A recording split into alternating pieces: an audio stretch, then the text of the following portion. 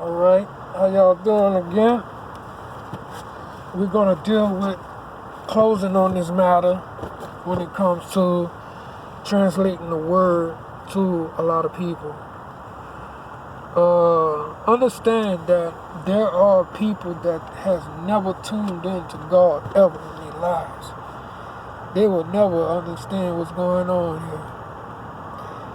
You, on the other hand, can't allow them to turn you off, because that'll be ridiculous. You know what I'm saying? That'll be like letting someone drive your car that don't know how to drive. You have to take it easy when it comes to those who don't have any faith. You have to take it easy. You can't have it to where you like this person so much that you will have doubt in yourself with your God to turn away from him just to be in the presence of this person that has no faith, no understandings, no purpose in life, most likely. I'm not saying that all people that don't believe doesn't have a purpose in life. We all have a purpose in life until, you know what I'm saying, it's actually revealed to you. You don't even know that you have a purpose in life. But we're going to come out of the book because, see, when it comes to it, I know that it may seem like I'm always being, like, kind of rude and all that, but I'm not. And it may seem weird on the things that I'm saying, but it's not. Everything that I'm saying is seriously based on pure facts. But it's how you hear it, how you receive it. See, and I can't keep doing this. I believe that I keep getting it. I think that it's not for me to always break it down to you. I don't think it is. You know, I don't know.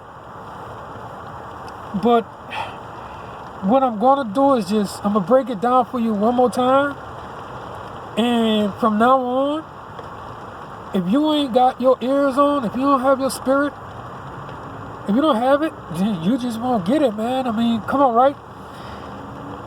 All right. Understand what he's saying here. He's saying this here. He says, Father, glorify thy name. Okay? Then came there a voice from heaven saying, I have both glorified it and will glorify it again. The people, therefore, that stood by and heard it said that it thundered. Others said, an angel spoke to him. Okay? Jesus answered and said, this voice came not because of me, but for your sake. Okay? Now, let me ask you, let me make a statement here. Voodoo is the closest thing to the gospel than any religion that's out there. Now, what did you just hear me say? For those who have their spirit ears on, and for those who don't, let's separate the two. What did you just hear me say? Did you just hear me say that most of the religion that's out here being mispracticed are fake?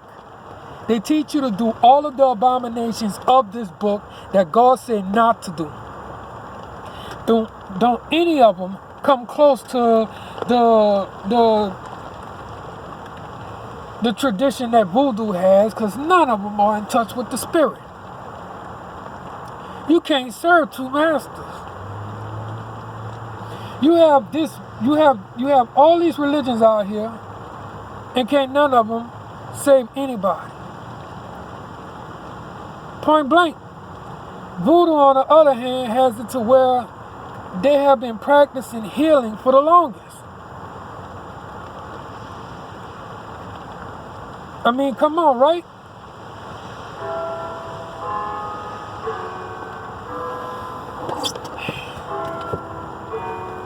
Everything that came with the cross in these religions, lied, stole, and killed. everything. It teaches you to worship a tree. They tell you to go celebrate Christmas.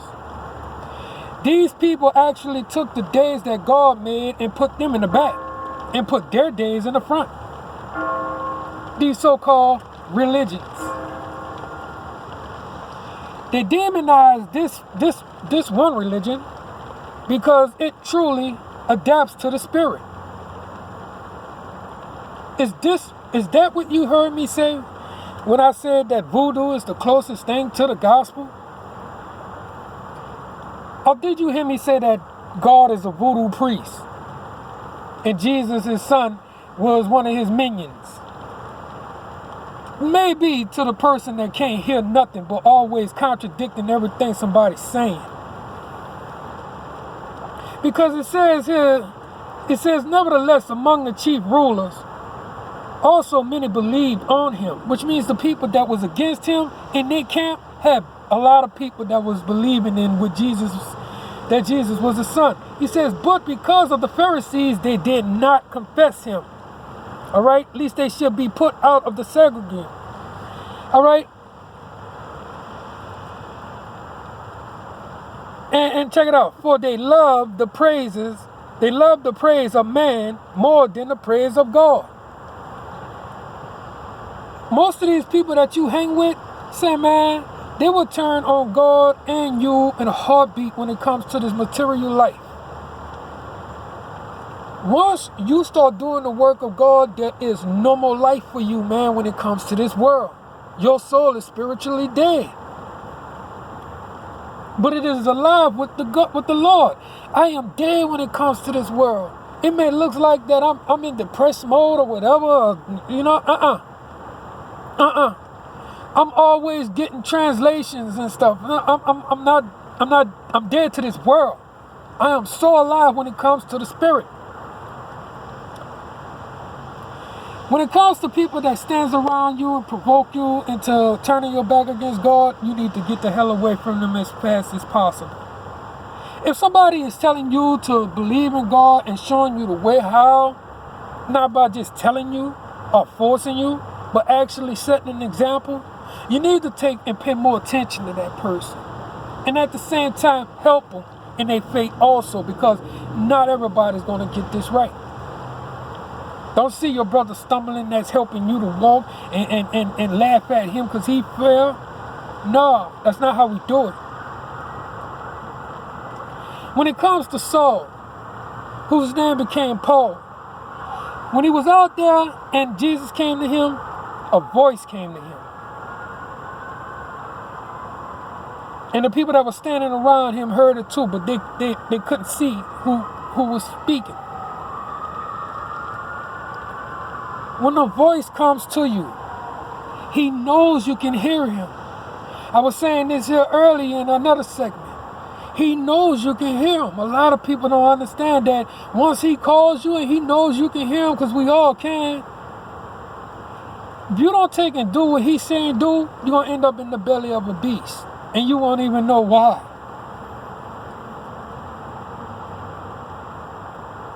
You have to stop playing with each other. Stop playing with each other so much. Okay? You're so focused on this world to where the spirit world is dead to you because you're so alive in a dead world. Now, what did you just hear me say?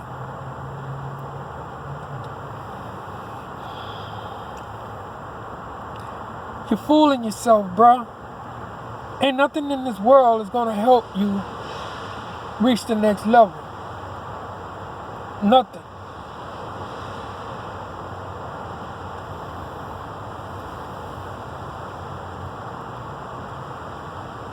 It's not for everybody. The gospel is not for everybody. Okay? To just catch it like that. And when they don't catch it, hey man, give them time. Let it marinate. If you caught it, hey bro, pick it up, start running with it. Because look, you know, you could join the fight against the things that got people out here screaming Black Lives Matter and the air pollution and these storms in various places and everything. You can help jump the fight. You can help join the fight, bro, by getting into the word. But you have to understand that you can't bring none of the world with you to this world. Okay? None of the world to this world. It's a difference. Can't serve two masters. Some people just think that, hey, you know what I'm saying? I should have it all nice and luxurious and all this type of stuff, serving God and all that. No. You know? And that's what brings you to the other world. You know what I'm saying? You can't piggyback off of God for anything of this world. This is most serious. This is why people would deem this crazy. People would deem this crazy because you let go of the world and the things of it to serve God and want nothing of the world. This world has nothing to offer that God, you know what I'm saying, don't already have for you. You know what I'm saying? The things of this world is just, you know what I'm saying, a cheap thrill, a trick. It's a trick. That's all it is. Hold on 1 second. All right. We got back with the word, and what we're talking about here is hearing and seeing and believing. When it comes to believing, hey, look, I don't care what you do out there talking about the name of God. I don't care what you do. If you don't actually believe, He will know. And you will definitely pay for that. But we have it to where, you know, we got it here where Jesus is telling His disciples what's going to happen. He wasn't even supposed to do that. See, Jesus seen way before everybody. And it's because He had the Spirit with Him. So Jesus is telling them what's about to happen. And He says that His soul was troubled as He was saying it. You know, He's sitting there, He eating with everybody, but then His soul became troubled. And said, one of y'all gonna betray me, man. And He going off on them, right? And Peter sitting up there and he like, I won't betray you. I will lay down my life. And he said, oh, you'll lay down your life for me, huh? For my sake. He said, man, I'll tell you this. He said, you gonna deny me, you know what I'm saying, 3 times before the crow crowed. And this is where how you believe is when the word says something's gonna happen, and it happens. You keep turning off your ears, bro. You'll never stay tuned in. You want to turn on when you want something, turn off when you got something. That just don't work, bro. It just don't happen like that because, see, God is looking for you to stay turned on to do His work. When you got these people on the side of you talking all that nonsense, talking all that noise, bro, they ain't saying nothing. They're miserable. They don't want you to believe so that you don't start following Him. As the Pharisees said, the Jews up in this book, saying that, man, we leave Him alone, everybody will start following Him. And we'll be turned off. Everything will be gone out of our place in our, nation.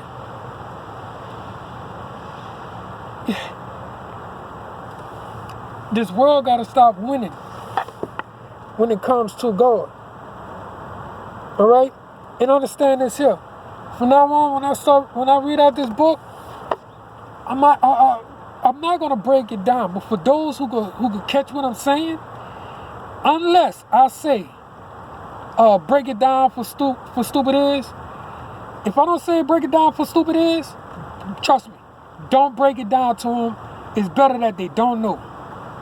Okay? Because most of the times you will get caught up in a bad situation if stupid knows what's about to happen or what the word is saying.